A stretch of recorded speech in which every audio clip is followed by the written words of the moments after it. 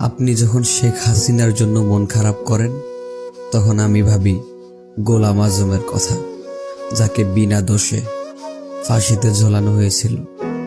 আপনি যখন শেখ হাসিনার জন্য মন খারাপ করেন তখন আমি ভাবি আল্লামা সাঈদী সাহেবের কথা, যাকে বিনা দোষে বছরের পর বছর তিলে তিলে শেষ করা হয়েছিল।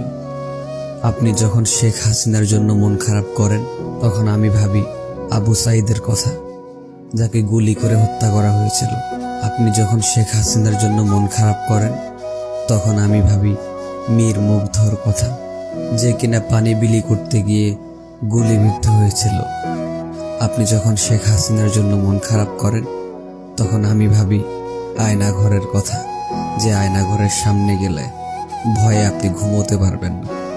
আপনি যখন শেখ হাসিনার জন্য মন খারাপ করেন তখন আমি ভাবি গরিব দুঃখীদের কথা, যাদের 1 কেজি গরুর মাংস কিনে খাওয়ার সামর্থ্য নাই।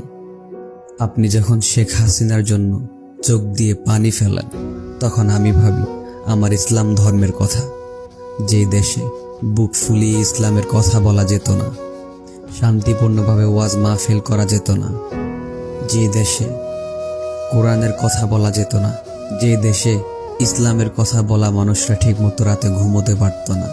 আপনার বিপরীতে আমি এগুলোই ভাবি।